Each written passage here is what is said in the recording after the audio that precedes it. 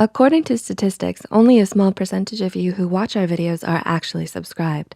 So if you haven't, and at the end of the video you enjoy what you see, do consider subscribing. It would help a lot with YouTube's algorithm in promoting more of our mental health content. Thanks for being here. Hello, Psych2Goers, welcome back to our channel. Do you have trouble in the dating world? Do you just wish you could find your perfect someone without all the complications of dating? Well, good luck with that. Just kidding. The dating scene can become frustrating for all of us who have ever had our fair share of bad dates. So maybe you just need a bit of advice to help get the ball rolling again. To help you out, here is a list of the only dating advice you'll ever need. Number 1, the most important thing, respect. You need to trust each other's intentions. How can you do so without a little respect? Healthy couples whose relationships last, their secret is communication and respect for each other. So if you notice your date is a bit disrespectful to you, express that this is a problem or recognize that it might not work. And remember to respect your date as well. Number 2, allow intimacy to progress naturally. So you like someone a lot. It's only the first date, but you can't wait to tell them. Hold it right there. While honesty is the best policy, revealing how often you think about them may add too much unnecessary pressure on your first date. You need to allow some room for the natural progression of intimacy.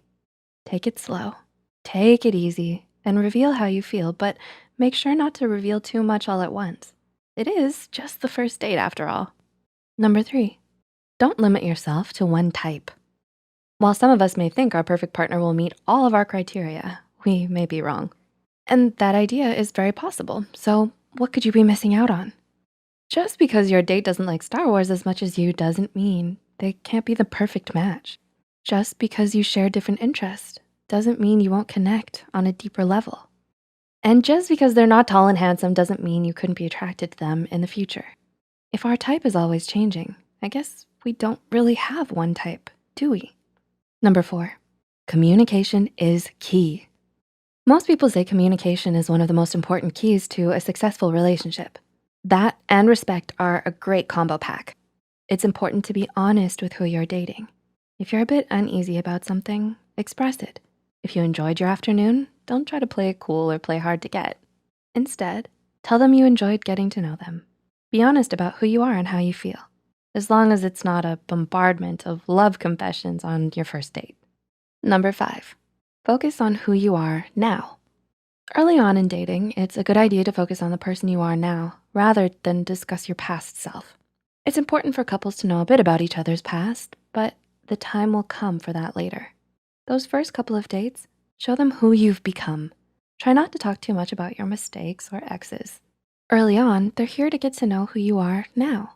Which brings us to number 6, don't alter who you are. Important tip, don't try to pretend you're someone who you're obviously not. If you think your date would love a handsome bad boy or a cool girl, don't show up wearing a leather jacket when your go-to is knitted sweaters. If we alter our personality or style to fit our date's expectations, they'll be attracted to someone who doesn't really exist. We'll only attract people who are compatible with someone else. So those aviator glasses you picked out for this date, stick to your prescriptions.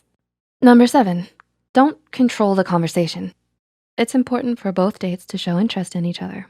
This means you shouldn't spend the whole 2 hours just talking about your dreams and goals.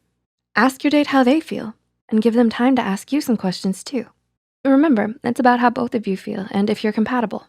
You'll never get to know if they're too compatible with you if all you do is talk about yourself. And number 8, be with someone for the right reasons. This should seem like easy advice to take, but many individuals get lost in other reasons for being in a relationship. Maybe your friends and colleagues pressured you into a certain kind of relationship. Maybe your family expected you to be with this kind of partner. Whatever the reason, it's important to evaluate why you're with your partner. Is it because you're truly happy around them? That already sounds like a great start. Which advice will you take? Are you lost in the dating world, or have you already found your special someone? What was it about them that made you fall head over heels? Share with us in the comments down below. If you found this video helpful, don't forget to click the like button and share this video with someone who may need some dating tips. Subscribe to Psych2Go and hit the notification bell icon for more content like this. As always, thanks for watching.